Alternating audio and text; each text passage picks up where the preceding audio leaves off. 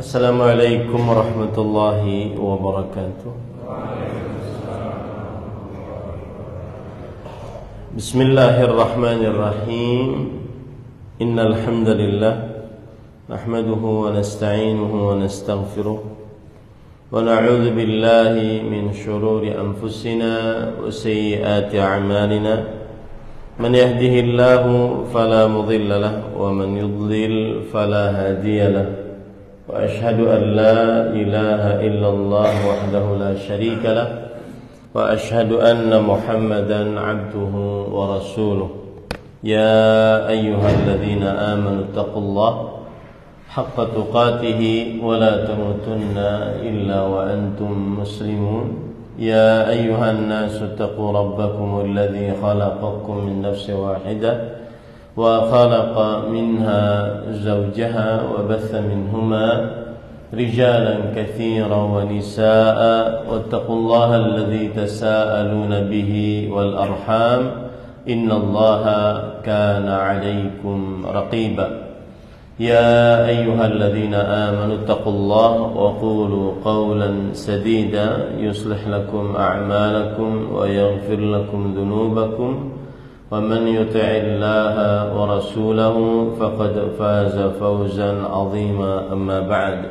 فإن أصدق الحديث كتاب الله وأحسن الهدي هدي محمد صلى الله عليه وعلى آله وسلم وشر الأمور محدثاتها وكل محدثة بدعة وكل بدعة ضلالة وكل ضلالة في النار. Alhamdulillah, kita bersyukur pada Allah Subhanahu wa taala pada hari ini, hari Ahad ba'da subuh 25 Jumadil Akhirah 1445 Hijriah. Kita dimudahkan oleh Allah Subhanahu wa taala untuk duduk bersama mengkaji ayat-ayat suci Al-Quran dan hadis-hadis Rasul sallallahu alaihi wa ala alihi wasallam dalam sebuah kajian dengan tema istiqamah di zaman penuh godaan. Al-istiqamatu fi zamanil fitan, di Masjid Baitul Munawwarah, Tambak, Banyumas, Jawa Tengah. Salawat dan salam semoga selalu Allah berikan kepada Nabi kita Muhammad sallallahu alaihi wa ala alihi wasallam, pada keluarga beliau, para sahabat, serta orang-orang yang mengikuti beliau sampai hari kiamat kelak. Dengan nama-nama Allah yang husna dan sifat-sifatnya yang ulia, kita berdoa, Allahumma inna nas'aluka ilman nafi'an wa rizqan tayyiban wa amalan mutaqabbala, Allahumma amin.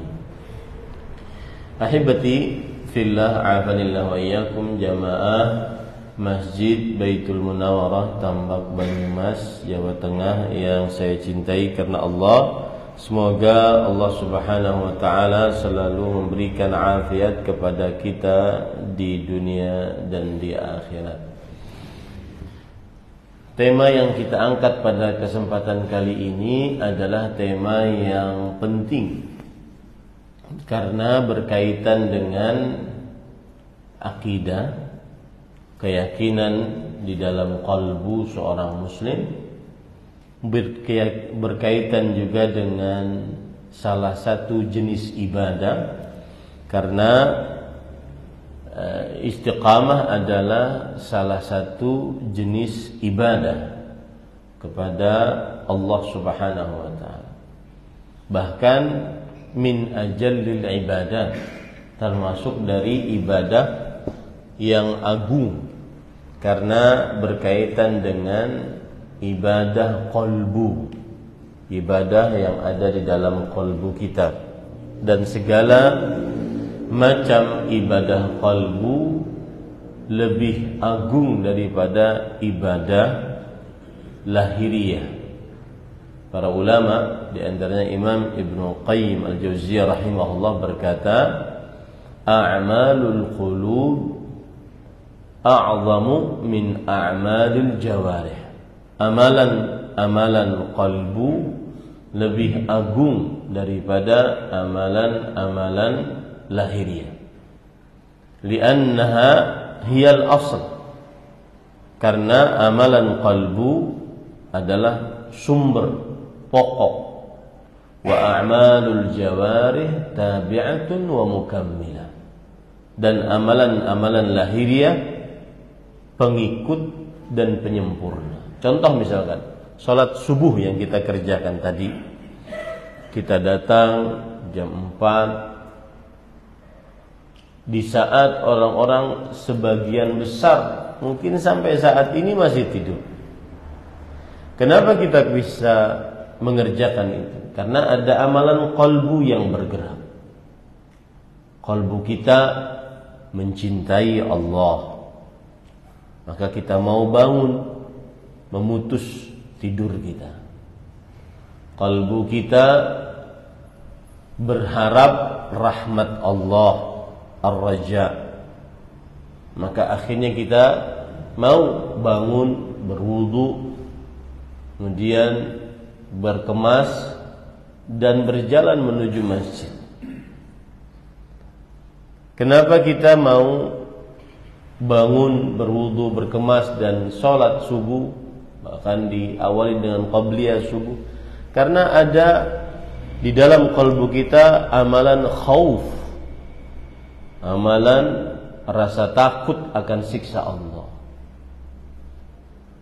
Kemudian kita berharap sholat subuh tersebut kita lakukan sampai ajal menjemput kita. Kenapa kita bisa seperti itu? Karena dalam kalbu kita ada amalan kalbu, yaitu istiqamah. Nah, amalan kalbu lebih afdal, agung daripada amalan lahiriah.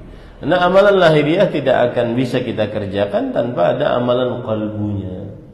Maka tema kita al-istiqamah fi zamanil fitan, istiqamah di zaman penuh dengan godaan.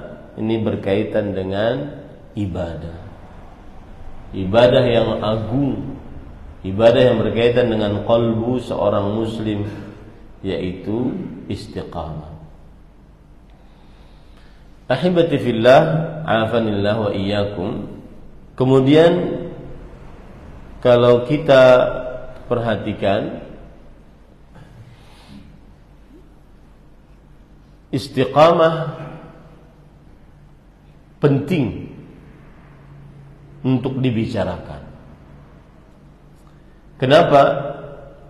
Karena innamal a'malu bil khawatim, kata Rasulullah SAW. Amalan tergantung pada akhirnya.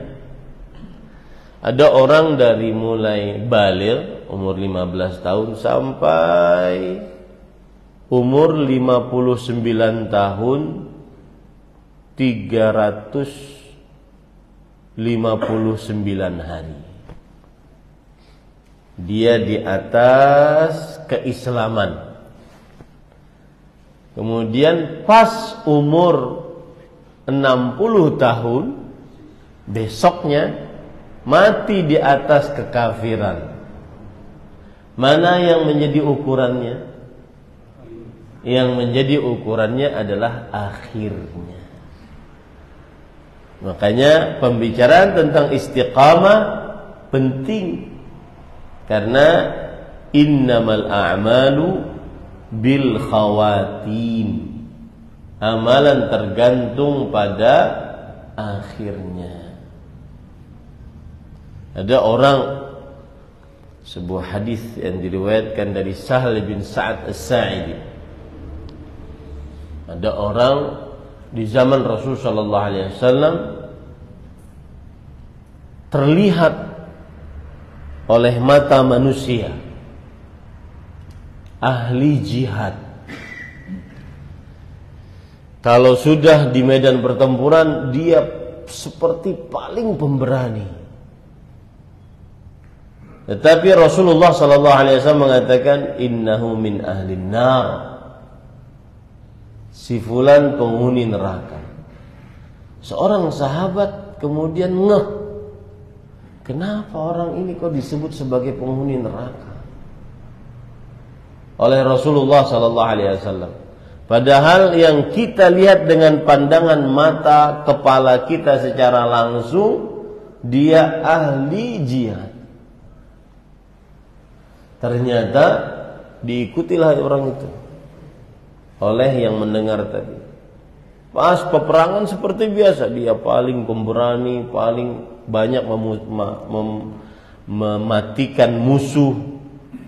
Cuma ketika dia kena luka tidak tahan, lalu dia letakkan ujung dari pedangnya di dadanya, dan gagang pedangnya dia letakkan di tanah, kemudian dia tancapkan badannya. Lalu kemudian orang yang mengikuti tadi datang kepada Rasulullah sallallahu alaihi wasallam. Asyhadu annaka Rasulullah. Aku bersyahadat bahwa engkau adalah Rasulullah sallallahu alaihi wasallam. Yang kami kira dia adalah ahli jihad, ahli ibadah, ternyata dia memang penghuni neraka. Kenapa? Karena bunuh diri. Mana yang jadi ukurannya? Akhirnya. Innamal a'malu bil khawatim. Makanya nanti nih, ini bulan Jumadil Akhirah, Rajab, Sya'ban, sebentar lagi Ramadan. Saya pesan dari sekarang, mungkin nanti Ramadan saya nggak kesini. Saya pesan dari sekarang, puncak keberkahan Ramadan ada pada akhirnya. Maka rubah gaya hidupmu kalau bulan Ramadan. Awal Ramadan penuh nih Masjid Baitul Munawwarah, full. Tapi kalau sudah 10 hari terakhir, yang di dalam 10 hari terakhir tersebut Rasulullah sallallahu alaihi wasallam beriktikaf, sampai beriktikaf. Itu orang yang diampuni dosa yang terlalu yang akan datang. Khalilullah, kekasih Allah, awwalu mustaftih abwabil jannah, orang yang pertama kali minta dibukakan pintu surga. Syafi' musyaffa', orang yang diberikan izin untuk memberikan syafaat. Beliau iktikaf demi mengejar puncak keberkahan di akhir Ramadan. Maka rubah gaya hidupmu. Bahkan mungkin kita merubah budaya kita, yang biasanya kalau akhir Ramadan ada istilah mudik, ya, itu memutuskan hubungan dengan Allah Subhanahu wa taala. 10 hari terakhir Ramadan itu tugasnya di masjid lagi. Banyak ibadah, lebih banyak khatam Quran. Rubah gaya hidupnya dengan konsep tadi, pentingnya istiqamah dilihat dari semuanya pada akhirnya. Makanya saya punya pesantren. Ada santri-santri saya yang mungkin dia diuji oleh Allah, diganggu oleh syaitan, melakukan pelanggaran berat, menyebabkan keluar dari pesantren. Tapi kita tidak tahu apa akhirnya. Apa akhirnya? Makanya Abdullah bin Mas'ud radhiyallahu anhu mengatakan, "Man kana mustannan falyastanna biman qad mat."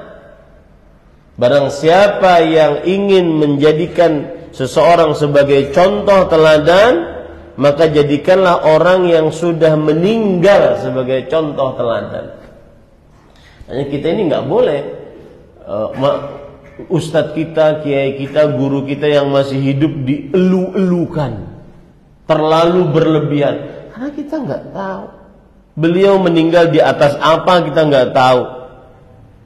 Keliru kalau seandainya orang masih hidup disebut sebagai wali Allah, nggak tahu kita hidup akhir hidupnya itu nopo, nggak tahu bagaimana matinya, bagaimana meninggalnya. Wa ma tadri nafsun madza taksibu ghadan wa ma tadri nafsun bi ayyi ardin tamut. Dalam surat Luqman disebutkan seseorang tidak mengetahui apa yang akan dia perbuat besok, dan seseorang tidak mengetahui di mana dia meninggal. Apalagi ada hadis, dan hadis ini selalu terngiang-ngiang kalau seandainya sedang bepergian, terutama saya pendakwah sudah sering bepergian. Rasulullah sallallahu alaihi wasallam bersabda, "Innallaha idza arada qabda ruha 'abdin bi ardin ja'ala lahu fiha 'aja." Di riwayat Tirmidzi, sesungguhnya Allah jika menginginkan untuk mencabut nyawa seorang hamba di sebuah tempat, Allah akan jadikan hamba tersebut memiliki hajat di tempat tersebut. Bagus kalau seandainya tempatnya Mekah, Madinah.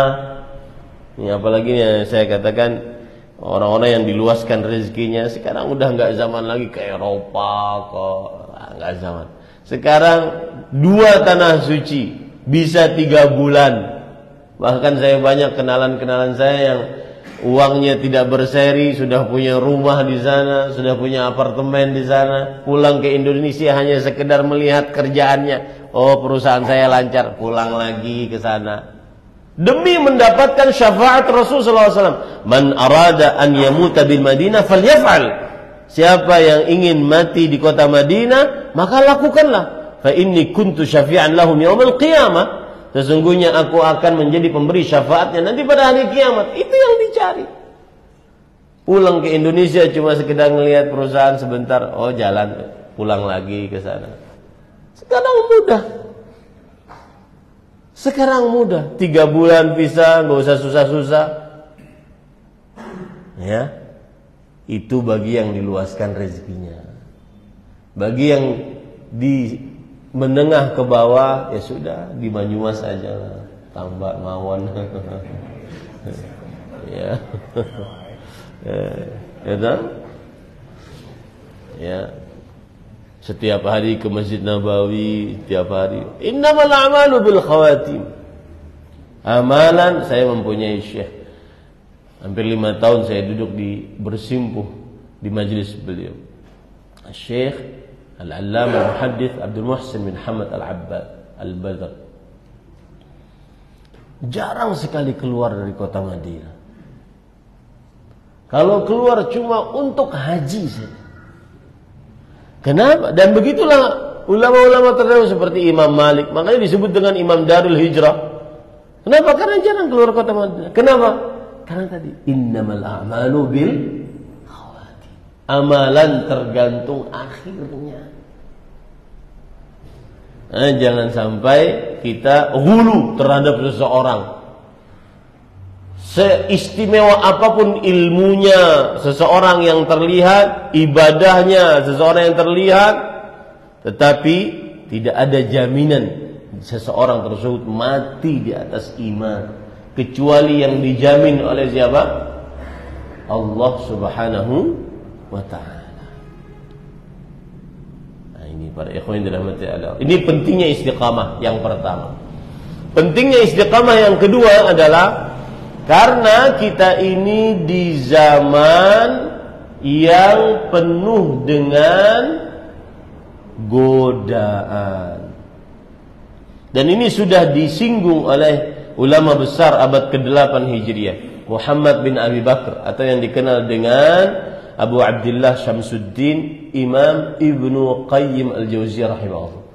Dalam kitab beliau Tariqul Hijratain, beliau mengatakan al-fitnatu fitnatan. Godaan itu ada 2. Fitnatus syubuhat wa hiya a'zamul fitnatain. Yang pertama godaan syubuhat, hal yang samar-samar dalam agama, yang aturannya akidahnya di atas kebenaran, gara-gara syubuhat, yang aturannya akidahnya di atas kebatilan, ini batil sebenarnya. Gara-gara syubhat jadi seperti terlihat benar. Ini menyimpang sebenarnya. Gara-gara samar-samar akhirnya seperti lurus. Nanti saya akan beri contoh. Ini sebenarnya kesyirikan, tapi karena syubhat akhirnya seperti tauhid. Ini sebenarnya bid'ah, gara-gara syubhat seperti sunnah, seperti ajaran Rasul sallallahu alaihi wasallam. Saya beri contoh misalkan, akidah kita mengatakan bahwa dzalikal kitab la raiba fi. Al-Quran tidak ada keraguan di dalamnya. Gara-gara syubhat di otak manusia diganggu oleh iblis dan syaitan, timbullah pemikiran, masa sih Al-Quran gak ada salahnya? Masa sih Al-Quran gak ada salahnya? Timbul pemikiran, setiap kali apa ayat yang ada dalam Al-Quran dipertanyakan, ya, sampai-sampai bertanya, benar nggak Allah itu ada? Nah, itu syubhat. Di zaman yang mudah tersebarnya syubhat melalui apa, Pak? Media sosial. Orang, Pak, di zaman sekarang, zaman media sosial, sangat mudah menyebarkan syubhat, hal-hal yang samar-samar merusak akidah, menghina Tuhan, menghina Allah Subhanahu wa taala. Lihat saja di media sosial, cari, dapat. Menghina Rasulullah sallallahu alaihi wasallam, menghina para ulama, bahkan saya sangat sepakat dengan apa yang dikatakan oleh Fadilat Syekh Profesor Dr. Abdul Razak bin Abdul Muhsin, guru besar akidah di Masjid Nabawi. Beliau mengatakan, saya berpendapat tidak pernah ada zaman yang para ulamanya dihina, direndahkan seperti zaman kita sekarang melalui media sosial. Lihat kolom-kolom komentar, bagaimana para ustadz, para kiai, para habaib, para tuan guru dihina, ya, seperti itu. Nah, ini syubhat para ikhwan. Syubhat nanti meragukan kenabian, wahyu yang keluar dari mulut Rasul sallallahu alaihi wasallam.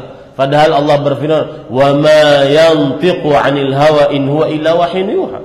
Tidak ada yang diucapkan oleh Nabi Muhammad SAW kecuali itu adalah wahyu yang diwahyukan oleh Allah Subhanahu wa taala. Padahal Rasul sallallahu alaihi wasallam bersabda, "Uktub fa wallazi nafsi biyadihi ma kharaja minhu illa haq." Sambil beliau memegang lidah beliau mengatakan, tulis, tidak ada yang keluar dari lidah ini kecuali kebenaran. Di zaman sekarang gara-gara syubhat, hal yang samar-samar meragukan wahyu dari Rasulullah sallallahu alaihi wasallam. Hadis Rasulullah sallallahu alaihi wasallam. Itu namanya apa? Syubhat. Itu godaan. Dan godaan ini tambah dahsyat di zaman sekarang. Kenapa? Karena setiap orang bisa melihatnya, setiap orang bisa mendengarnya melalui media sosialnya.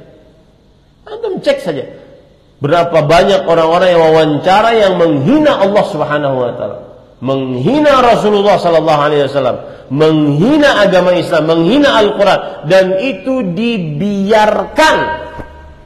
Nah, itu syubhat. Nah, itu masuk tuh ke dalam qalbu. Ya. Itu syubhat perkara akidah. Belum lagi syubhat perkara kehidupan.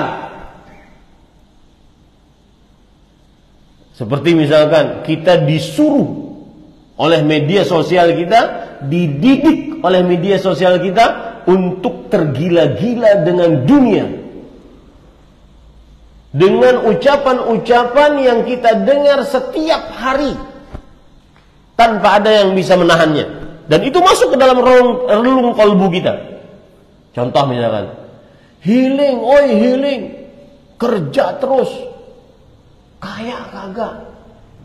Itu kita disuruh untuk cinta dunia. Generasi muda di zaman sekarang yang umurnya sekarang 25 tahun, mereka dicekoki dengan sebuah pemikiran, kalau umur 25 tahun harus punya tabungan 100 juta. Kalau nggak punya tabungan 100 juta berarti itu anak tidak sukses. Makanya kalau kumpul dengan teman-temannya insecure. Insecure itu maksudnya takut. Karena nggak punya tabungan 100 juta. Itu peraturan dari mana? Syubhat. Punya 100 juta tapi nggak pernah subuhan. Yang Rasul sallallahu alaihi wasallam bersabda, "Raka'atul fajri khairun minad dunya wa ma fiha." 2 rakaat sebelum subuh lebih baik daripada dunia dan seisinya. Punya 100 juta di dunia tapi tidak masuk surga. Yang Rasul SAW bersabda, "Wala nasifuha khairun minad dunya wa fiha." Sungguh bando yang dipakai oleh wanita penghuni surga, bando, Pak, itu lebih baik daripada dunia dan seisinya. Nah, itu syubhat. Membuat media sosial membuat kita cinta dunia, tergila-gila dengan dunia. Hidup harus mewah. Berapa outfit lo? Dari ujung rambut sampai ujung kaki. Topinya berapa? Bajunya berapa? Celana dalamnya 500 juta. Ya, isinya itu aja. Subhanallah. Itu syubhat gaya hidup. Orang tidak berorientasi lagi untuk masuk surga. Dan tidak ada kesuksesan hakiki apapun jabatannya di dunia. Tidak ada kesuksesan hakiki kecuali ketika dia masuk ke dalam surganya Allah Subhanahu wa taala. Imam Ahmad rahimahullahu taala ditanya oleh seseorang, "Ya Imam, mata rahah?" Wahai Imam, kapan ada semacam ketenangan hakiki, istirahat dari semua kesulitan? Kata Imam mengatakan, ini perhatikan Pak. Kata Imam mengatakan, yang suka healing, suka liburan ke sana kemari, staycation bahasanya anak-anak muda zaman sekarang. Beliau mengatakan, "Inda awwali qadamin tadha'uhu fil jannah." Ketika kakimu pertama kali kamu masukkan ke dalam surga, saat itulah ada ketenangan hakiki. Saat itu kebahagiaan hakiki. Kullu nafsin dha'iqatul maut. Setiap yang bernyawa akan merasakan kematian. Wa innama tuwaffawna ujurakum yawmal qiyamah. Ganjaran pahala kalian akan diberikan secara sempurna pada hari kiamat. Nggak ada kesempurnaan di dunia. Semegah apapun rumahnya, semewah apapun mobilnya, sebanyak apapun hartanya, tidak ada kesenangan hakiki di dunia. Kemudian Rasulullah SAW mengatakan, Allah berfirman, "Faman zuhziha 'anil nar wa udkhilal jannah faqad faz." Yang dijauhkan dari neraka, dimasukkan ke dalam surga, itulah orang yang benar-benar sukses. Ini para ikhwan yang dirahmati Allah. Di sini letak pentingnya istiqamah. Karena kita mendapati banyak godaan yang membuat kita tidak istiqamah. Salah satu godaan terbesar adalah godaan apa? Syubhat. Syubhat itu hal yang samar-samar dalam agama. Beberapa waktu yang lalu sudah banyak yang ngaku jadi nabi di negara ini, sudah banyak. Itu syubhat tuh, gara-gara syubhat. Bahkan pengaku nabi di negara ini diwawancarai, masuk TV. Orang secara hukum Islam itu dipenggal lehernya. Ini masuk TV diwawancarai. Kok iso, subhanallah. Orang yang meragukan ayat Al-Quran dianggap sebagai seorang yang ilmiah. Itu syubhat tuh, hasil syubhat. Itu hasil godaan syubhat. Orang berzina, kalau seandainya berzinanya karena ridho maka boleh. Itu riset, disertasi S3. Subhanallah. Khamar, minuman khamar kalau seandainya di tanah Arab jelas haram. Kenapa? Karena panas, dengan panas, cuaca panas, khamarnya panas, maka menghasilkan minus, berarti mati. Tapi kalau khamarnya yang diminum di kutub utara jadi halal. Itu syubhat. Itu perkara syubhat. Perempuan tidak wajib berjilbab. Kenapa? Karena jalan menuju surga banyak, tidak hanya jilbab. Syubhat. Paham maksud saya? Itu yang terjadi di zaman sekarang. Itu adalah godaan syubhat. Itu yang membuat pentingnya pembicaraan tentang istiqamah. Kemudian godaan yang kedua, dia ada dua godaan, Pak. Godaan yang kedua adalah fitnatus syahawat. Wa hadits wala haraj, kata orang Arab. Godaan syahwat. Syahwat perut, syahwat kemaluan, harta, tahta wanita. Ya, itu godaan syahwat. Godaan syubhat asal muasalnya dari mana? Kata Imam Ibnu Qayyim rahimahullah, taqdimul aql 'ala syara'.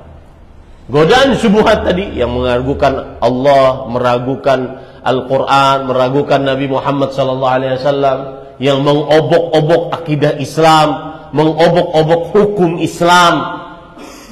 Itu hasil dari lebih mengedepankan akal daripada dalil syariat Al-Quran dan hadis Rasulullah SAW.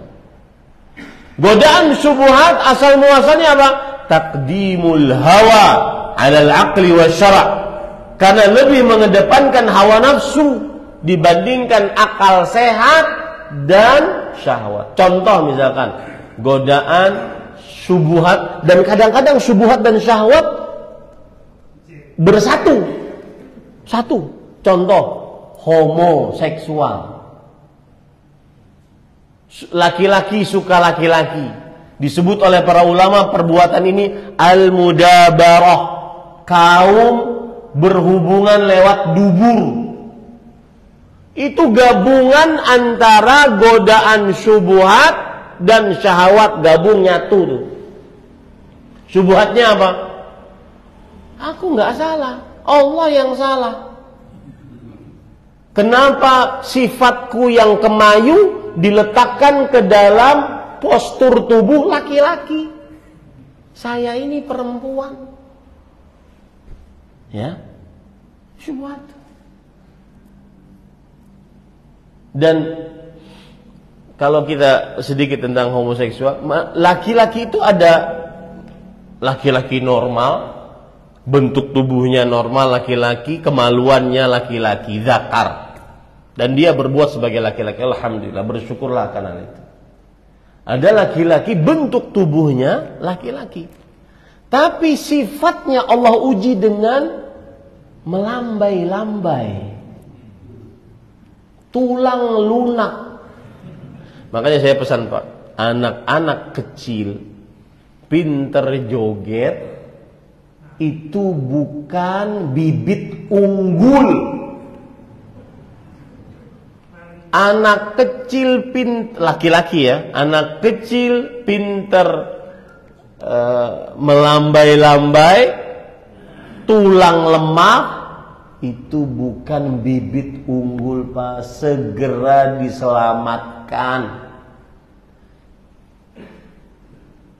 Jangan sampai dimasukkan ke dalam, malah dilombakan. Bapak ibunya bangga, alhamdulillah.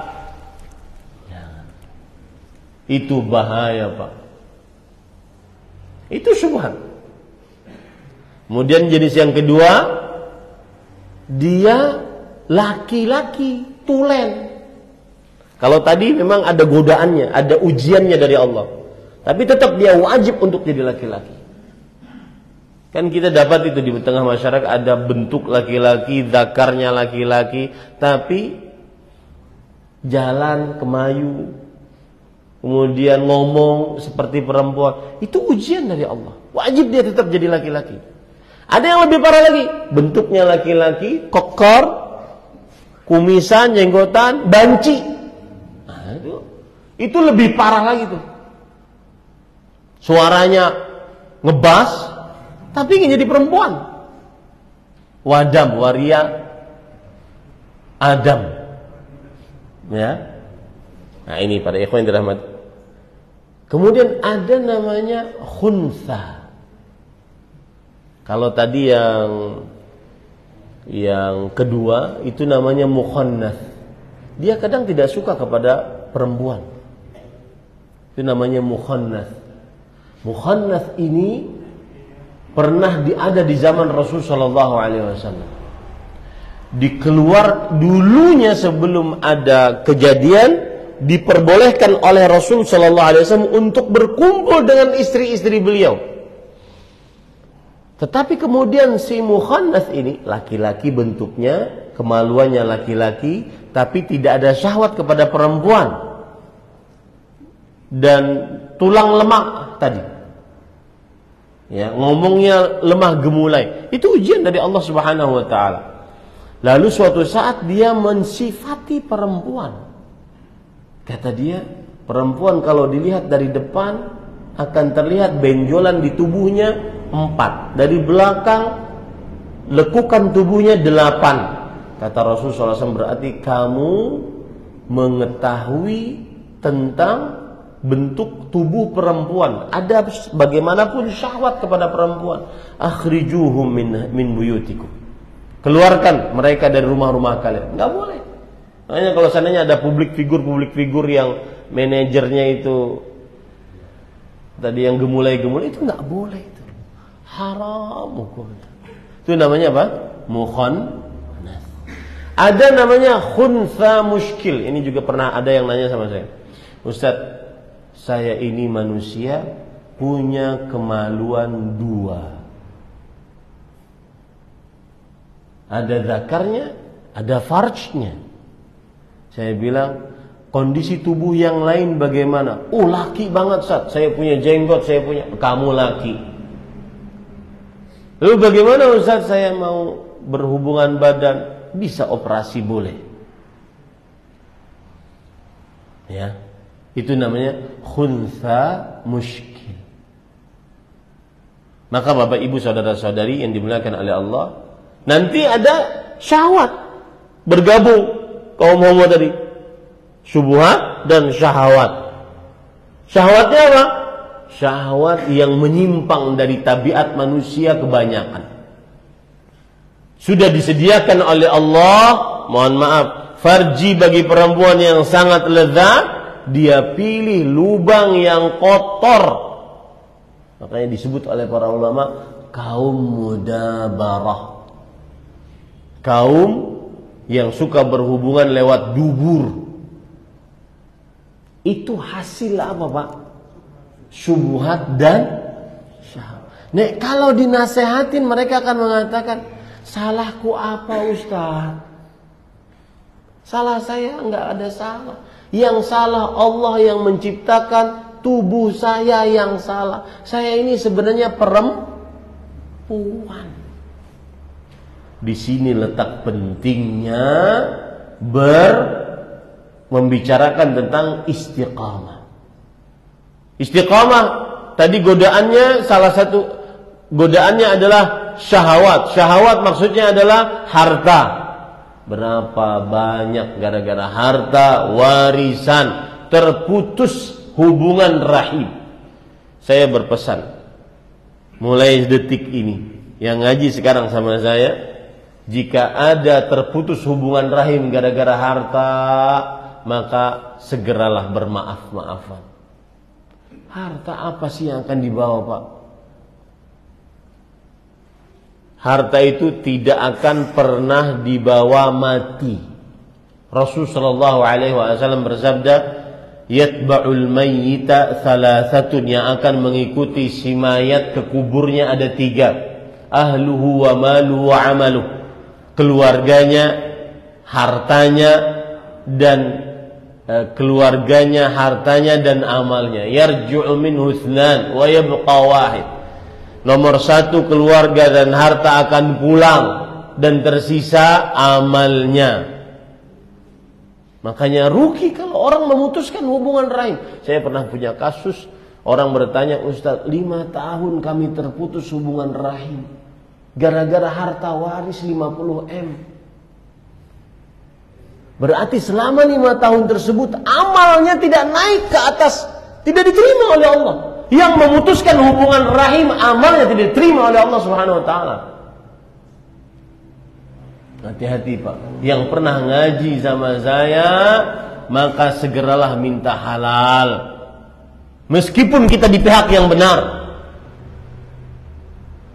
Tidak manfaat sholatmu, puasamu kalau seandainya engkau memutuskan hubungan rahim. Kadang-kadang heran, sebagian orang punya grup WhatsApp, banyak puluhan grup WhatsApp.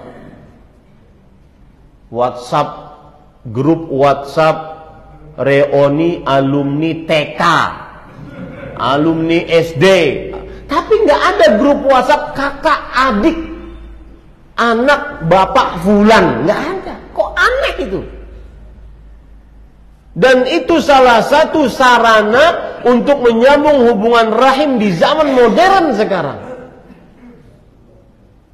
Apalagi sampai terputus, nggak pernah salam, nggak pernah hubungan. Hati-hati Pak, sayang amalnya. Itu gara-gara apa? Syahwat harta. Belum wanita. Tahta wanita di zaman sekarang tinggal satu klik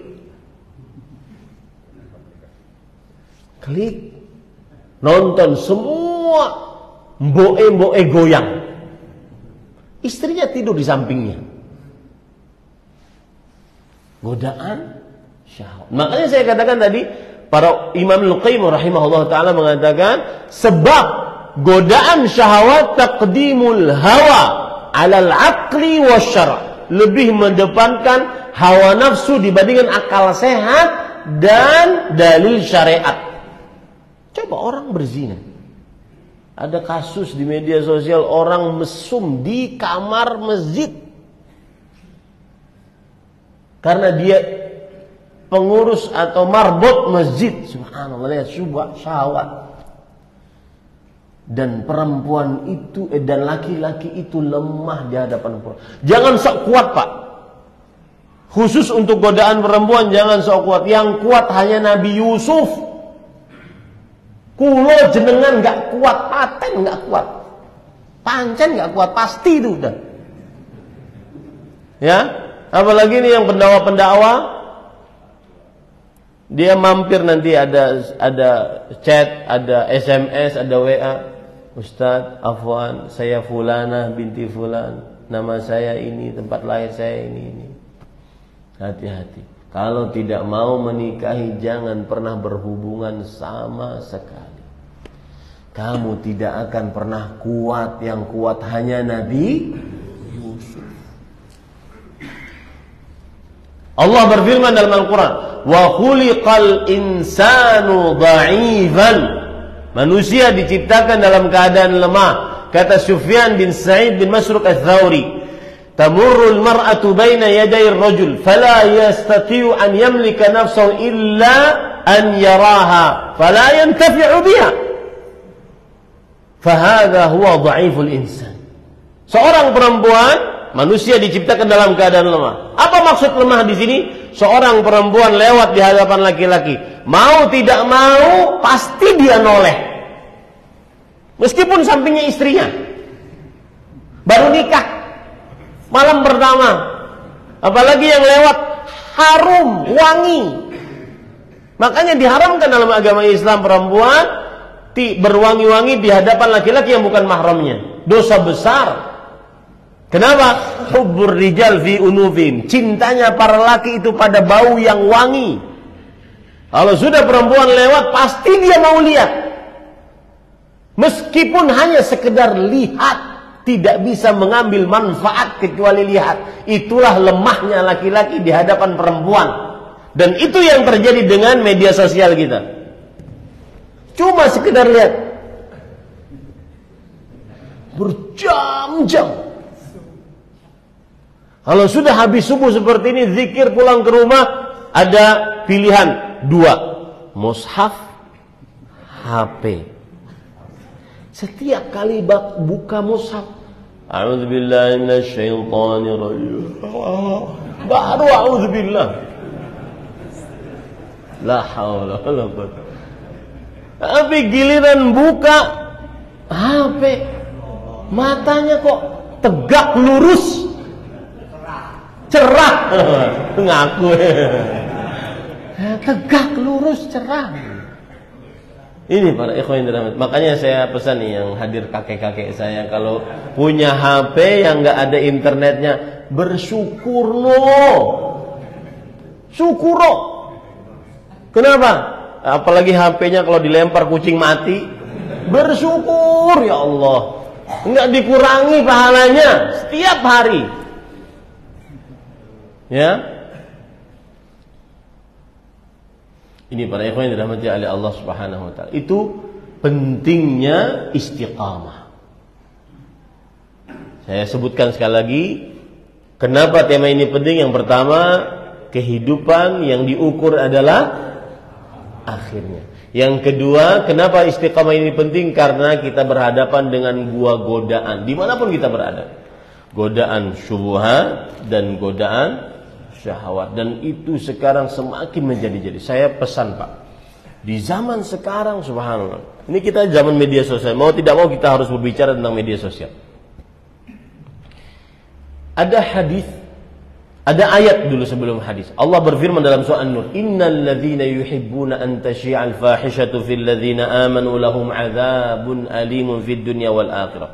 Sesungguhnya orang-orang yang menginginkan tersebarnya perbuatan fahisyah di tengah orang-orang yang beriman, maka bagi mereka siksa yang pedih di dunia dan di akhirat. Surat An-Nur ayat 19. Orang-orang yang menginginkan tersebarnya fahisyah. Fahisyah itu dosa keji yang dikejikan oleh akal sehat dan syariat. Semua peradaban mengkejikannya. Di antaranya zina, homoseksual, lesbian, dan kelainan-kelainan seksual lainnya. Dikejikan oleh semua agama. Bahkan hewan mengkejikan zina. Di zaman sekarang Pak, orang ahli zina, para pelacur diwawancarai. Betul apa betul? Diwawancarai. Berapa kali kamu berzina? Apa yang paling aneh kamu saat berzina? Subhanallah. Dan ini masuk ke dalam hadis Rasul, kullu ummati mu'afa illal mujahir.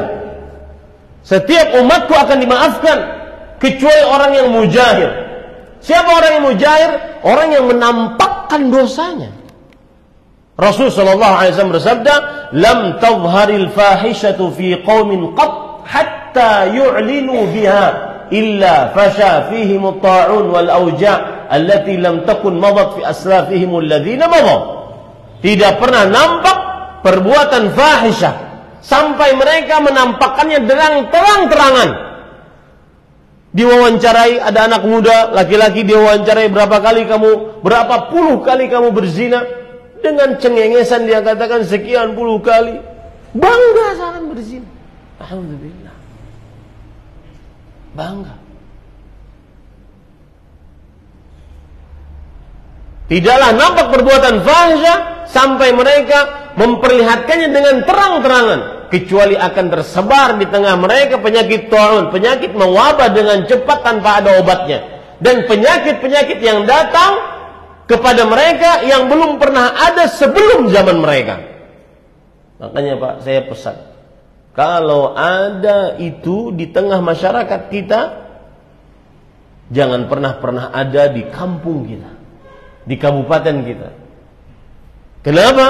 Karena itu mendatangkan bala yang merata. Kalau dibiarkan, orang saleh, orang toleh, yang tidak saleh namanya toleh. Makanya jangan kasih nama anak toleh. Ya, kalau keburukan dibiarkan, akan Allah ratakan musibah seluruhnya. Hati-hati Pak. Nah, di sini letak pentingnya membahas tentang istiqamah. Baik. Itu pendahuluan. Oh, 5:30 sudah. Itu tadi pendahuluan saja, intermezzo gitu ya. Kajian saya belum. Baik. Sekarang apa itu istiqamah? Apa rukun istiqamah? Bagaimana bisa istiqamah? 3 poin itu yang kita akan bahas. Yang pertama, Istiqamah, Imam An-Nawawi rahimahullahu taala berkata, sebagaimana disebutkan juga oleh Al-Jurjani dalam kitabnya At-Ta'rifat.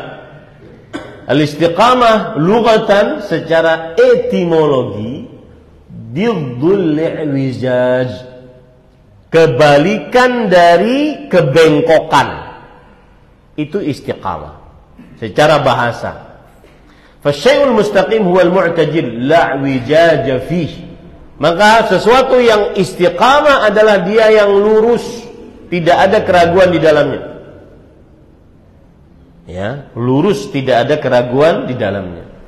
Adapun istiqamah secara terminologi syariat, jadi kalau Bapak ditanya apa itu istiqamah secara istilah syariat, kita ambil pendapat dari pendapat para ulama, di antara Imam An-Nawawi rahimahullah, ulama Islam abad ke-7 Hijriah, bermadzhab Syafi'i.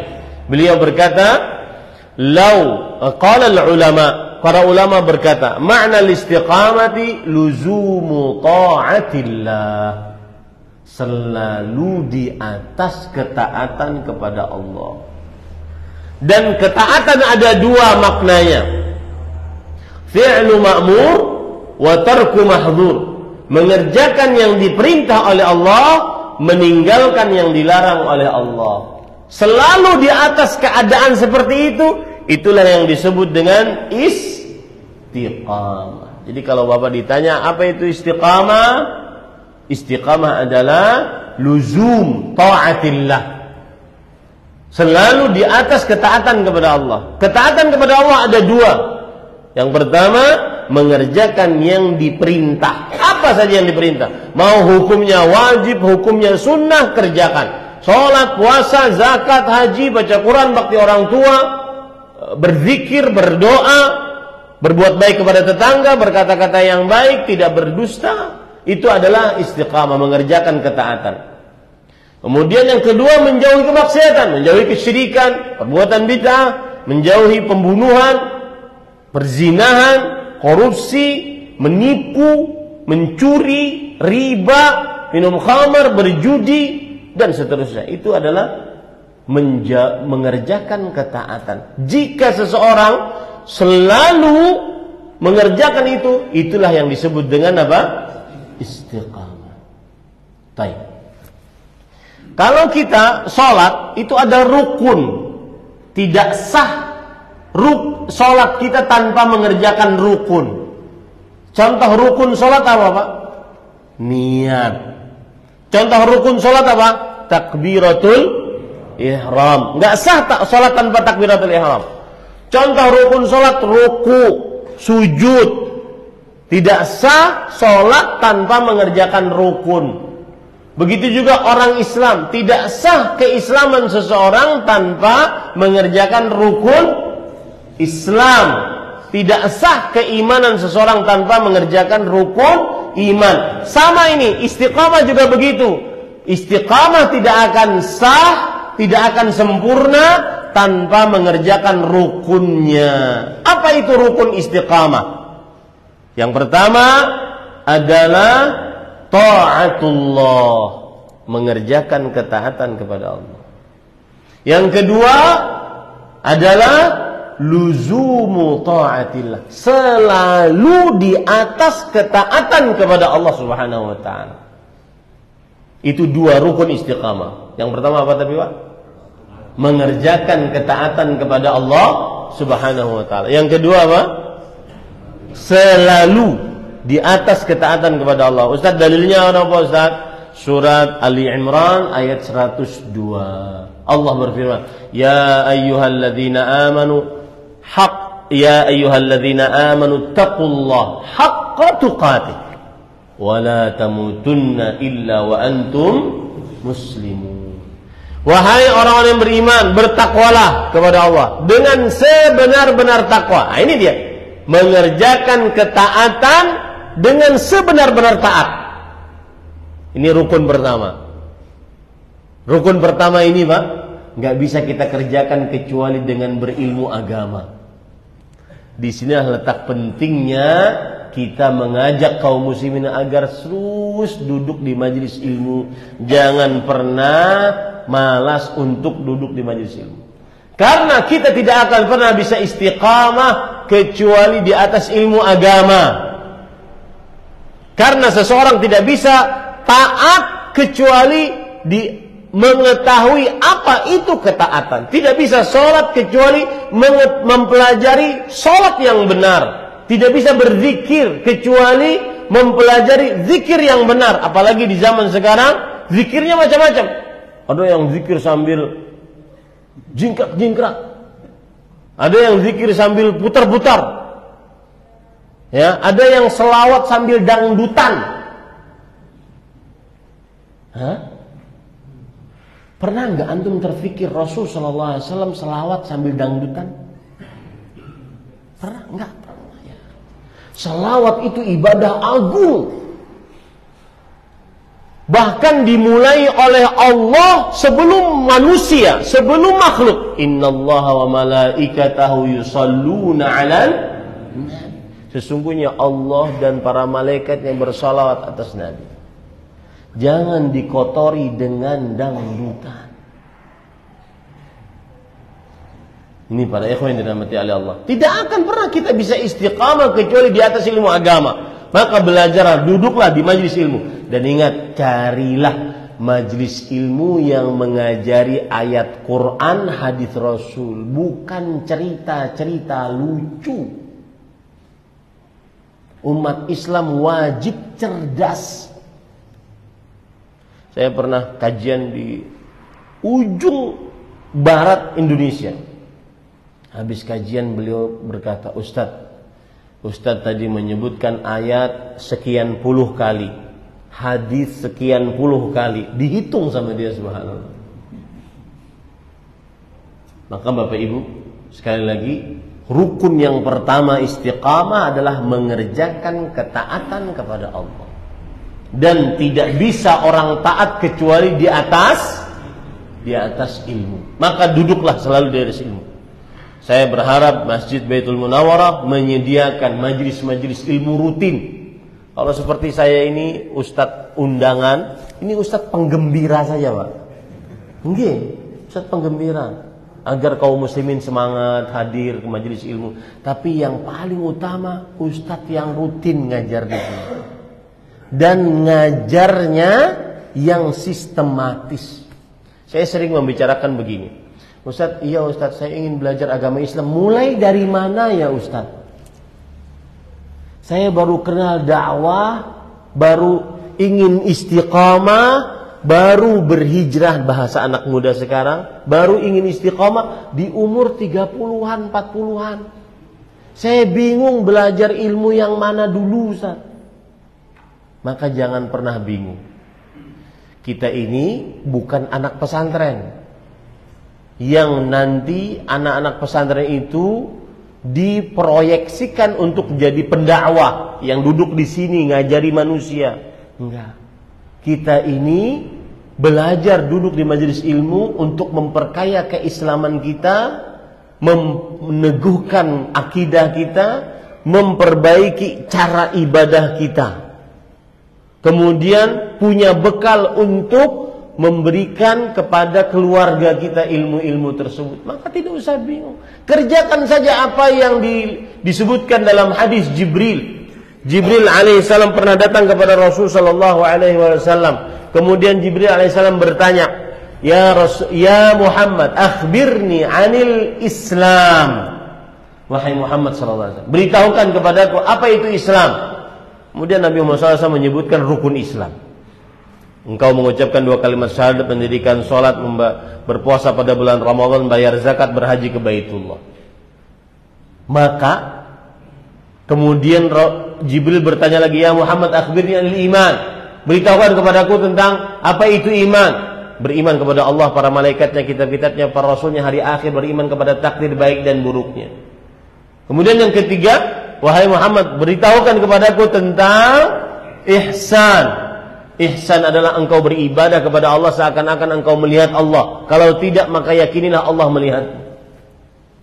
Itulah yang dipelajari. Karena di akhir hadis Rasul sallallahu alaihi wasallam bersabda, "Innahu Jibril atakum yu'allimukum dinakum." Sesungguhnya itu adalah Jibril tadi yang bertanya. Dia datang kepada kalian agar mengajarkan bagaimana kalian belajar ilmu agama. Maka saya pesan, nggak usah aneh-aneh Pak kitabnya. Belajar rukun Islam, rukun iman. Dengan detil Pak, bukan cuma menghafal. Saya beri contoh yang detil ya Pak. Rukun Islam yang pertama apa? Syahadat. 2 kalimat syahadat. Syahadat yang pertama, asyhadu an la ilaha illallah. 1, pelajari artinya yang benar. 2, pelajari maknanya, arti dengan makna beda. Yang ketiga, pelajari konsekuensinya. Yang keempat, syarat-syaratnya. Yang kelima, rukun la ilaha illallah apa? Syarat la ilaha illallah apa? Yang keenam, pembatal la ilaha illallah apa? Pelajari itu dengan sistematis berdalil. Itu baru belajar ilmu agama. Nah, ini maka saya singgung nih, yang sudah lama kenal dakwah belum paham dan hafal itu berarti ngajimu kleru.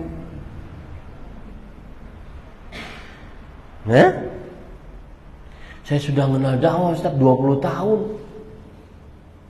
Tapi ketika ada syubhat datang, bingung. Kirim linknya ke Ustaz. Ustaz, ini ada syubhat Ustaz, tolong bantah. Lah kowe yang lihat kok saya yang bantah. Pripun iki? Ya? Kenapa itu bisa terjadi? Karena ilmunya tidak mumpuni. Makanya saya katakan, ini Pak yang datang ustaz-ustaz undangan seperti ini penyemangat saya. Yang paling utama adalah kajian rutin dan benar-benar sistematis. Contoh lagi, asyhadu anna Muhammadar Rasulullah. Apa artinya yang benar? Apa maknanya? Apa konsekuensinya? Apa pembatal-pembatalnya?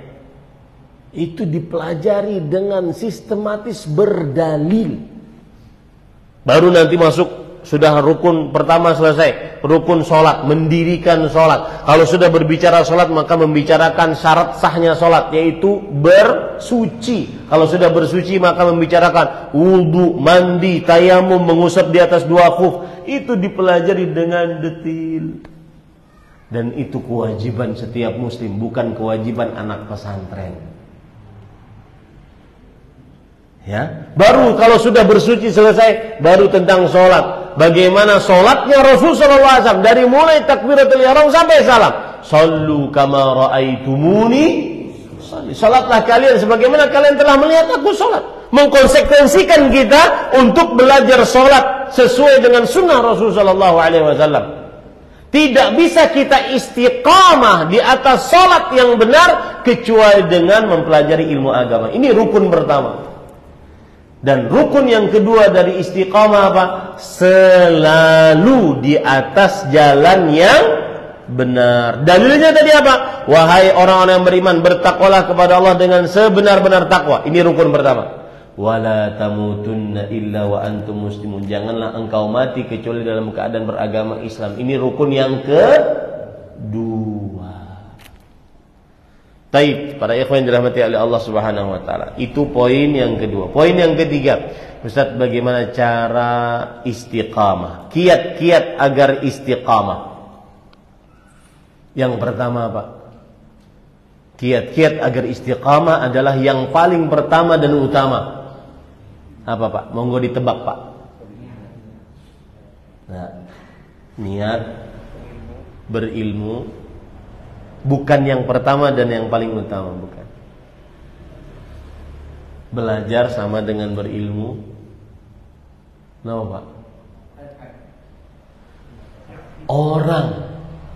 Ini saya katakan sekarang ya, Pak. Kita sekarang belajar istiqamah. Betul? Tapi nanti pulang ke rumah masing-masing istiqamah enggak kita? Siapa yang memberikan keistiqamahan? Maka kiat paling pertama dan utama adalah apa? Berdoa. Berdoa agar mati di atas Islam. Ini rahasia mengapa doa paling terbanyak Rasulullah SAW, ya muqallibal qulub tsabbit qalbi ala dinik. Wahai yang membolak-balikkan hati, tetapkan hatiku di atas agamamu. Ya musarrifal qulub sarrif qalbi ila ta'atik. Wahai yang memaling-malingkan hati, palingkan hatiku selalu kepada ketaatan kepadamu. Sering-sering berdoa minta petunjuk kepada Allah, Pak. Itu rahasia mengapa minimal 17 kali sehari kita mengucapkan ihdinas siratal mustaqim.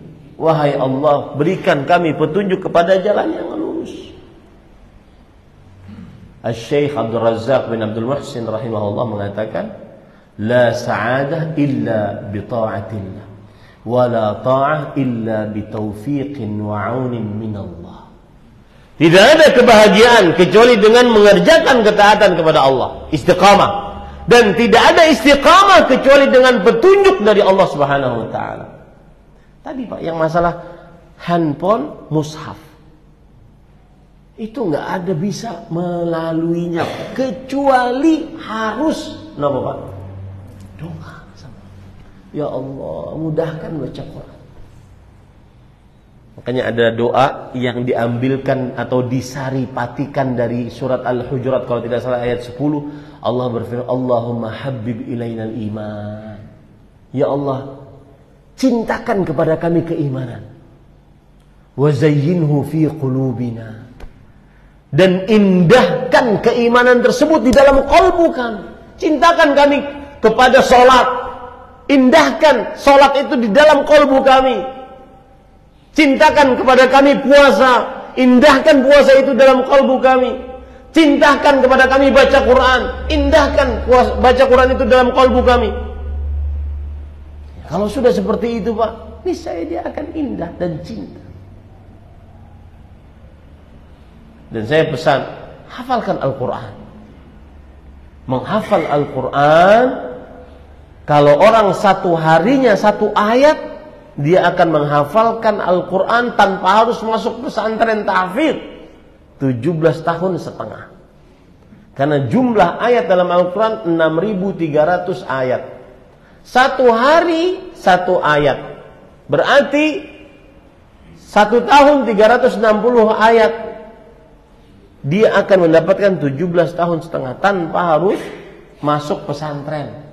Yang sekarang umurnya 20-an, adik-adik saya 20-an, maka kalau dia melakukan ini satu hari satu ayat menghafal Quran, dia akan hafal sebelum umur 40. Yang umur 30-an dia akan hafal sebelum umur 50. Yang 40-an dia akan hafal sebelum umur 60. Dan satu hari satu ayat mudah Pak. Nun.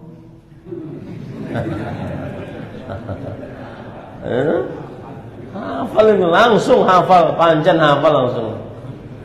Yasin. Hafal. Enggak sulit. Tidak sulit menghafal Quran. Maka bagaimana dia bisa istiqamah baca Quran? Lezat baca Quran. Bahkan Khabbab ibn al-Arat mengatakan, "Lau 'aliman nas", kalau seandainya manusia mengetahui mafil Quran, apa pahala yang ada di dalam membaca Al-Quran, masyabi'a minhu, dia tidak akan pernah puas baca Quran. Menghafal. Tidak akan pernah puas untuk membaca Al-Quran. Terus lisannya dengan Quran. Ya. Bagaimana bisa itu bisa terjadi? Dia meninggalkan sesuatu yang dia cintai, kemudian dia baca Quran. Dengan apa Pak? Doa. Habib ilainal iman, zayyinhu fi qulubina. Cintakan kepada kami iman. Indahkan iman itu dalam kalbu kami. Wa karrih ilainal kufra wal fusuqa wal isyan. Bencikan kepada kami kefasikan, kemaksiatan. Pernah ada saya habis kajian, lalu saya dikejar oleh seorang pemuda. Kemudian nangis-nangis. Ustaz, sulit. Yang Ustaz sebutkan itu sulit banget, Ustaz. Saya, sebentar ya akhi, ada apa? Saya kecanduan film porno, Ustaz. Sulit, Ustaz. Saya pernah, ini kejadian nyata ya Pak, beliau cerita. Saya punya koleksi film porno itu 1 GB. Kemudian gara-gara mendengar ceramah Ustadz, saya hapus itu. Sepekan setelahnya saya download 20 GB itu. Kecanduan.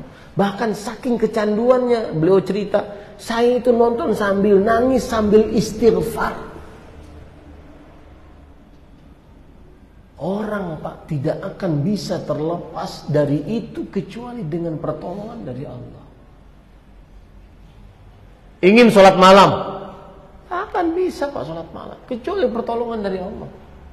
Kita ini lemah Pak, tidak bisa istiqamah kecuali minta petunjuk dari siapa? Allah Subhanahu wa ta'ala. Nah, ini kiat yang pertama. Kiat yang kedua, habis waktunya nih.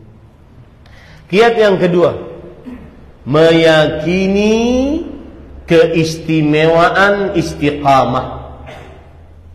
Apa keistimewaan istiqamah Pak? Maka dia akan mati di atas husnul khatimah. Ini keistimewaan paling agung dari istiqamah. Yang istiqamah pasti mati di atas husnul khatimah. Allah berfirman dalam surat Fussilat ayat 30, surah Al-Ahqaf ayat 13, innal ladzina qalu rabbuna Allah tsummas taqamu fala khaufun 'alaihim wa lahum yahzanun. Sesungguhnya orang-orang yang mengucapkan Rabb kami adalah Allah, kemudian dia istiqamah, maka mereka tidak perlu takut dan khawatir. Kenapa? Karena matinya di atas iman pasti. Dalam ayat yang lain Allah berfirman, innal ladzina qalu rabbuna Allah tsumma istaqamu tatanazzalu 'alaihimul malaikah alla takhafu wa la tahzanu wa abshiru bil jannati allati kuntum tu'adun. Nahnu awliyaukum fil hayati dunya wa fil akhirah. Yang artinya sesungguhnya orang yang mengucapkan Rabb kami adalah Allah, kemudian dia istiqamah, maka para malaikat akan turun. Imam Ibnu Katsir ketika menafsiri ayat ini beliau mengatakan turunnya saat dalam keadaan sekarat, di antara hidup dan mati, saat mau meninggal. Makanya ada orang kalau mau meninggal tersenyum. Kenapa? Karena pada saat itu dia mendapatkan husnul khatimah. Orang yang istiqomah pasti husnul khatimah. Istiqomah ke masjid pasti meninggalnya di atas masjid, di dalam masjid. Pasti saya katakan. Istiqomah baca Quran pasti meninggalnya baca Quran. Seperti Utsman bin Affan, dalam keadaan genting istiqamah beliau baca Quran, istiqamah beliau berpuasa, meninggalnya oleh pemberontak, dibunuh oleh pemberontak dalam keadaan puasa dan baca Quran. Pasti. Al-insan yamutu ala ma'asha alaih, kata Imam Az-Zahabi rahimahullah. Seseorang manusia akan mati di atas kebiasaannya. Yang biasa baca koran, kenapa Pak? Pasti meninggal di atas baca. Yang biasa muadzin, maka saya pesan kepada Dewan Kemakmuran Masjid, ya, jangan mau diganti kecuali mati. Pak Le kan sudah tua, ya enggak apa-apa, tua, saya tetap pengurus masjid, meskipun tidak ketua, tidak bendahara, tidak sekretaris, meskipun cuma bersih-bersih, yang penting saya ngurus masjid. Jangan pernah mau diganti kecuali dengan mati.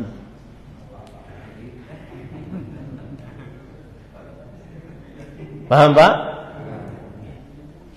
Istiqamah harus mengetahui keistimewaan istiqamah, yaitu mati di atas husnul khatimah. Dan saya katakan, tidak ada nikmat Allah di dunia ini yang paling besar selain husnul khatimah.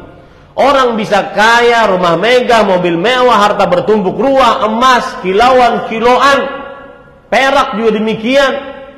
Kekayaan apapun dia miliki di dunia tidak akan pernah sama dengan nikmat husnul khatimah. Mati saat berdakwah, mati saat sholat, mati saat berjihad, mati saat bawa sedekah untuk perjuangan Islam. Dulu Pak, dulu ini bukan kejadian Gaza di zaman sekarang. Dulu Arab Saudi waktu itu memperbolehkan secara resmi difasilitasi oleh negara untuk para rakyatnya bersedekah untuk untuk kaum muslimin yang ada di Gaza. Saya waktu itu masih di sana. Jadi di setiap daerah disediakan tempat khusus untuk orang nyumbang. Resmi negara itu, negara resmi. Ada cerita menarik waktu itu tersebar di koran bahwa ada orang bawa segepok uang real kemudian ingin disedekahkan. Terus yang penerima waktu itu petugasnya menerima saja. Tapi beliau bertanya kepada yang membawa, "Pak, mohon maaf, ini sedekahnya kami terima. Tetapi kenapa duitnya penuh dengan darah?" Kata yang membawa itu, "Mohon maaf, itu bukan duit saya.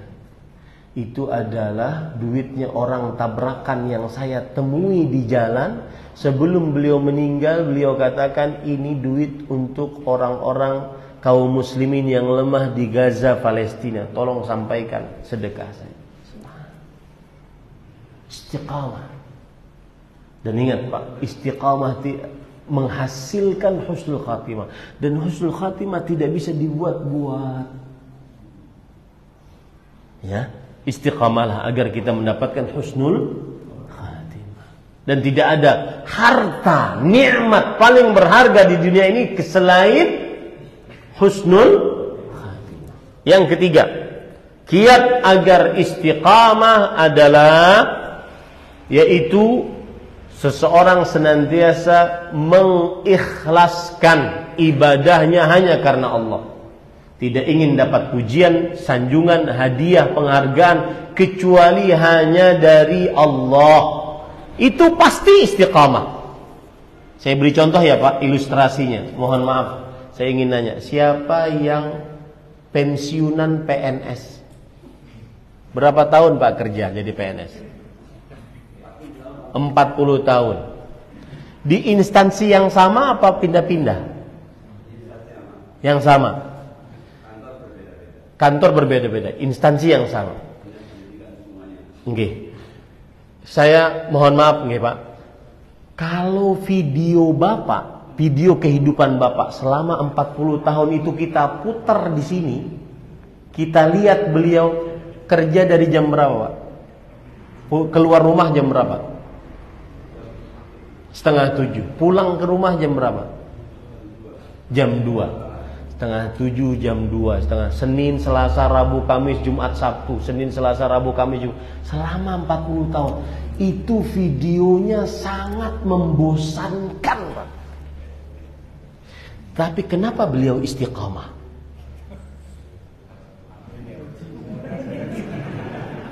Gajian tanggal berapa?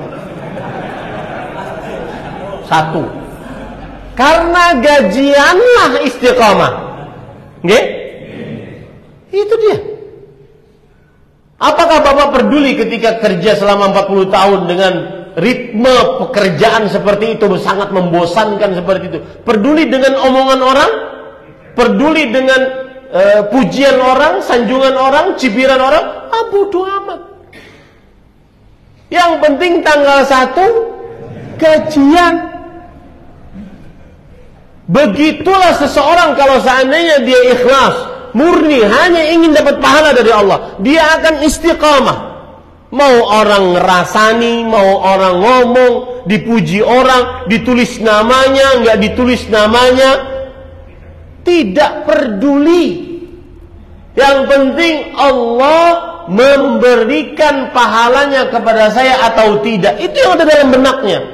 Dan saya pesan Pak, 2 pesan untuk ikhlas ini. Semakin rahasia, semakin ikhlas. Dan itu pasti. Maka berusahalah selama hidup, cari amalan yang tidak ada yang tahu kecuali Allah dan kedua pencatat malaikat. Kedua pencatat. Sampai istri kita tidak boleh tahu. Karena itu sangat besar pahalanya di sisi Allah. Apa itu pahalanya? Bahkan sampai dosa besar zina bisa diampuni oleh Allah gara-gara amalan ikhlas yang tersembunyi. Ada hadis riwayat Bukhari, kana qura'atun baghiyun min baghaya Bani Israel. Ada seorang wanita pezina dari wanita pezina dari Bani Israel.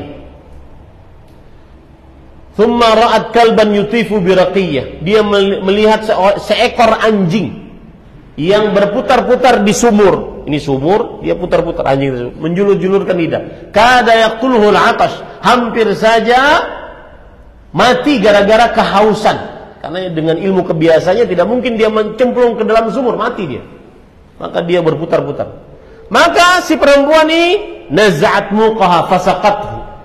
Kemudian dia melepaskan high heel-nya, sepatu hak tingginya. Karena dia perempuan yang suka berjalan melenggak-lenggok untuk agar mendapatkan pelanggan. Dia lepaskan, dia ciduk air di sumur, dia minumi anjing tadi. Apa kata Rasulullah SAW? Faghafarallahu laha bihi. Allah mengampuni dengan perbuatannya tersebut dosa-dosa. Kenapa diampuni? Hanya meminumi anjing dengan satu tegukan minuman. Karena amalannya ikhlas. Dari mana tahu kita ikhlas? Anjing tidak bisa mengucapkan jazakallahu khairan. Matur suwun. Mboten enten. Kaisa. Eta? Tidak bisa mengucapkan itu. Dan amalannya tersembunyi, tidak ada yang lihat. Semakin rahasia, semakin ikhlas. Maka kerjakan itu, Pak. Bikin prestasi dalam hidup itu. Jangan pernah ada seseorang yang tahu dari amal kita. Semakin rahasia, semakin ikhlas. Contoh sedekah, contoh berzikir sampai nangis sendirian dengan catatan. Setelah itu jangan bikin status.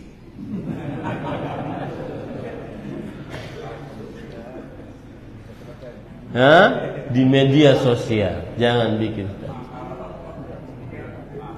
Ya, ini Bapak Ibu saudara-saudari yang dimuliakan Allah. Maka ikhlaskan niat dalam beramal, niscaya istiqamah. Semoga yang disampaikan. Maka di ujung kajian saya ingin sebutkan 3 mata rantai yang tidak akan pernah terputus. Keikhlasan berbuah istiqamah. Istiqamah menghasilkan husnul khatimah. Pegang itu baik-baik, amalkan. Satu terakhir, amalan yang saya ingin Bapak Ibu mengerjakannya meskipun sekali seumur hidup. Kerjakan secara rahasia. Apa itu? Sedekahkan harta yang paling kita cintai tanpa ada yang tahu. Niscaya itu berpahala besar di sisi Allah. Lan tanalul birra hatta tunfiqu mimma tuhibbun. Kalian tidak akan pernah mendapatkan kebajikan yang besar dari Allah, pahala yang besar dari Allah, sampai kalian mensedekahkan apa yang kalian cintai. Sebagian orang, Pak, kadang-kadang bersedekah dengan barang bekas. Apalagi kepada rahimnya. Kan biasa nih ada kakak adik gitu. Dan Allah bertakdir si adik yang lebih diluaskan rezekinya daripada si kakak. Dia telepon kakaknya, "Kak, Assalamualaikum." "Waalaikumsalam, apa kabar, Kak?" "Alhamdulillah, Dek. Gimana kabarnya? Sudah lama nggak telepon." "Iya, Kak. Ini mohon maaf, Kak. Ini ada hadiah buat Kakak. Kulkas." "Alhamdulillah, Dek. Kita mau jualan es kalau begitu. Mohon diambil ya, Kak, di rumah. Tapi sebelum dipakai bawa ke bengkel dulu." Ngasih rahim bekas.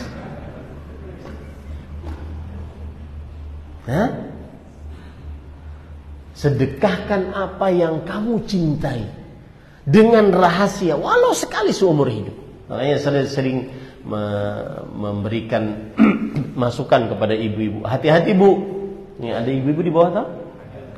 Hati-hati Bu kalau ke pengajian, jangan bawa tas yang mahal-mahal. Karena kalau seandainya tas mahal, kemudian ada ibu lain bertanya, "Jeng, tas jenengan kok bagus." Itu sunnahnya dikasih.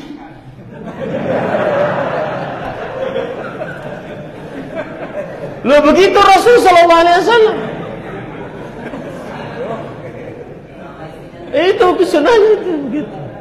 Rasul sallallahu alaihi wasallam pernah suatu ketika beliau mendapatkan surban bagus ditenun secara khusus oleh seorang perempuan, dihadiahkan khusus untuk Rasul sallallahu alaihi wasallam. Karena beliau tidak punya surban yang bagus untuk menghadapi tamu. Beliau pakai, baru pertama pakai. Ada seorang sahabat mengatakan, "Ya Rasulullah, ma ahsanat thiyabak." Wahai Rasulullah, surbanmu bagus. Itu dikasih itu. Sampai sahabat yang lain marah. Engkau tahu bahwasanya Rasul SAW tidak pernah menolak orang yang minta-minta selama beliau sanggup untuk memberi. Maka sunnahnya kalau ada yang mengatakan, "Bu, kok tasnya bagus?" Itu kasih. Ya. Nah, itu yang bisa disampaikan. Mudah-mudahan disampaikan bermanfaat. Sepertinya tidak perlu ada pertanyaan ya. Cukup insyaallah. Cukup. Ini yang bisa disampaikan. Mohon maaf dan jazakumullahu khairan kepada pengurus masjid Baitul Munawwarah di Tambak Banyumas, Jawa Tengah, terkhusus kepada Bapak Thorik yang sudah keluarganya membangun masjid ini. Mudah-mudahan jadi amal saleh dan mudah-mudahan nenek beliau diterima amal ibadahnya oleh Allah Subhanahu wa taala. Dan saya jadi ingat sebuah kisah Masjid Nabawi. Masjid Nabawi itu milik keturunan An-Najjar. Ketika ontanya Rasul sallallahu alaihi wasallam menunduk, kemudian 2 kali, kemudian Rasulullah SAW mengatakan, "Disinilah masjid yang kita bangun." Kemudian Rasulullah SAW mendatangi Bani Najjar, keturunan Najjar. Kemudian beliau berkata, "Ya Bani Najjar, thaminuni haitakum hadhi." Wahai Bani Najjar, jual berapa tanah kalian ini? Saya akan beli. Kata Bani Najjar, "Wallah, la natlubu thamanahu illa minallah." Demi Allah, kami tidak akan minta harganya kecuali dari Allah Subhanahu wa taala. Coba bayangkan 1445 tahun yang lalu itu terjadi. Berapa banyak yang sholat di situ, yang baca Quran di situ, yang berdoa dikabulkan di situ, yang masuk Islam di situ, yang majlis ilmu di situ, yang orang bertaubat di situ. Itu semuanya mengalir kepada yang mewakafkan tanah. Subhanallah.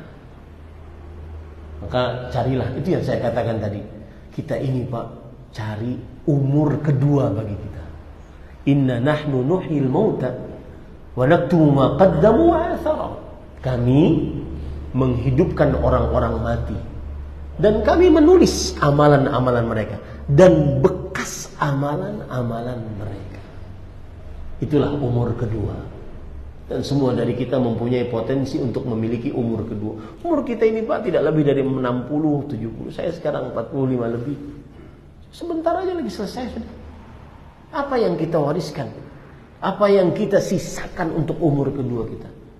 Sepeninggal kita, ratusan tahun pahala terus mengalir. Semua dari kita mempunyai potensi itu. Mudah-mudahan kita diridhoi oleh Allah Subhanahu wa taala. Ini yang bisa sampaikan. Subhanakallah bihamdik, asyhadu an la ilaha illa anta astaghfiruka wa atubu ilaik. Sallallahu alaihi Muhammad walhamdulillahirabbil alamin. Wassalamualaikum warahmatullahi wabarakatuh.